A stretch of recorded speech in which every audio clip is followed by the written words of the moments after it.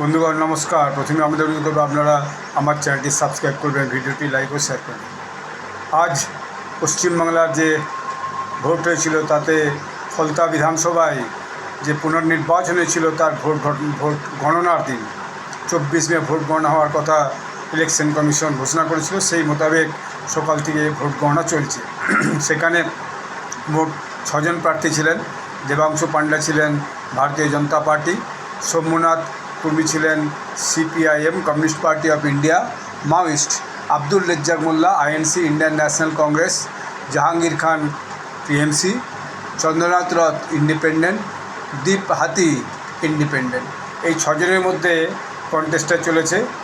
তো সকাল থেকে গণনা চলছে। এখন পর্যন্ত যে রিপোর্টটা এসেছে ইসিআই ওয়েবসাইট অনুযায়ী, যে জাহাঙ্গীর খান যে টিএমসি ক্যান্ডিডেট, যে নিজেকে পুষ্পা বলেছিল, সে এখন আপনার 4th পজিশনে চলে গেছে।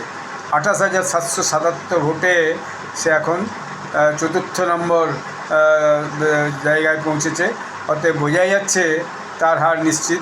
এবং এখানে যদি জয় হয় দেবাংশু পাণ্ডা, বিজেপির মুখ্যমন্ত্রী শুভেন্দু অধিকারী অলরেডি বলে গেছেন তিনি তাহলে ওই যেদিন তাকে সার্টিফিকেট দেওয়া হবে, সেটা হয়তো আগামীকাল বা আজকে সন্ধ্যাতে হতে পারে বা আগামীকাল দেওয়া হবে, তখন তিনি আসবেন এবং প্রথম মালাটা দেবাংশু পাণ্ডাকে তিনিই পরাবেন।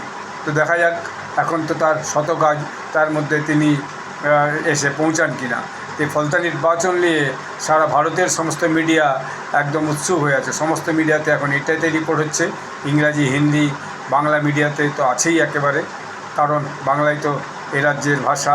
তো আগামী সন্ধ্যা পর্যন্ত সেটা পরিষ্কার হয়ে যাবে যে কে ভোটে জিতল এবং কত ভোটে জিতল।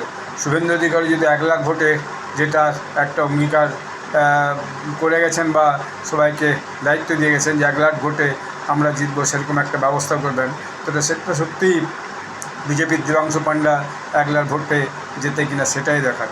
যদিও টিএমসি যে মূল প্রতিদ্বন্দ্বী জাহাঙ্গীর খান, সের মধ্যেই প্রতিদ্বন্দ্বীকে সরে দাঁড়িয়েছে এবং তাকে ভোটের দিনে ভোট দিতেও দেখা যায় যে সংবাদপত্রের খবর অনুযায়ী এবং টিভি নিউজের খবর অনুযায়ী। তো যাই হোক, টিএমসির তো একটা বড় বেস আছে, ওখানে নিশ্চয়ই কিছু ভোট সেও পাবে। তবে ঠিক কত ভোটে দেবাংশু পাণ্ডা জয় করে, তার উপরেই যে তথাকথিত ডায়মন্ড হারবার মডেল, তার বেলুন ঠিক থাকবে না চুপসে যাবে, সেটাই আগামী দিনে দেখার বিষয়। ধন্যবাদ।